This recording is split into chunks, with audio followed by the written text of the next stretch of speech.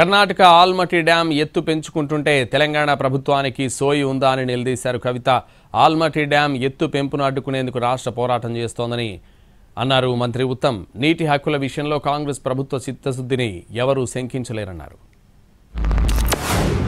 ఒకవేళ ఆల్మట్టి గనక 5 మీటర్లు హైట్ పెంచుకొని 100 టీఎంసీలు కనుక వాళ్ళు నిలవ ఉంచుకుంటే నిజంగా కూడా మన తెలంగాణ ప్రాంతంలో ఉన్న కృష్ణా నదిలో క్రికెట్ ఆడుకునుడు తప్ప ఇంకో దానికి పనికిరాని పరిస్థితి వస్తుంది. అయితే బీభత్సంగా వర్షాలు పడితే తప్పితే వరద రానటువంటి పరిస్థితి మనకి ఇప్పటికే ఉన్నది.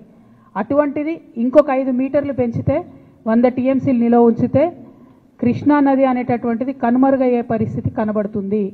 మరి ఈ విషయం గౌరవ పెద్దలు రాష్ట్ర ముఖ్యమంత్రి గారు, కాంగ్రెస్ పార్టీలో ఉన్నటువంటి పెద్దలు ఇరిగేషన్ మంత్రి ఉత్తమ్ కుమార్ రెడ్డి గారు వీరికి అర్థం అవుతుందా అర్థం అయితలేదా అనేటటువంటి మీమాంసలో బాధలో తెలంగాణ బిడ్డలందరూ కూడా ఉన్నారు. ఇవాళ ఆల్మట్టి డ్యాం పెంచడంపై తెలంగాణ రాష్ట్ర ప్రభుత్వం మేము తీవ్రంగా వ్యతిరేకిస్తున్నాము. అదేవిధంగా కృష్ణా నదీ జలాల విషయంలో, గోదావరి నదీ జలాల విషయంలో తెలంగాణకి న్యాయపరంగా రావాల్సిన వాటాకి మేము ఏ రాష్ట్రంలో కొట్లాడతాం. మేము తెలంగాణ కోసమే పుట్టి తెలంగాణ కోసం అంటున్న పార్టీలు కూడా వాళ్ళ హయాంలోనే కృష్ణా నదీ జలాల్లో తెలంగాణ అన్యాయం జరిగింది. మా హయాంలో న్యాయం జరుగుతుంది ఇప్పుడు.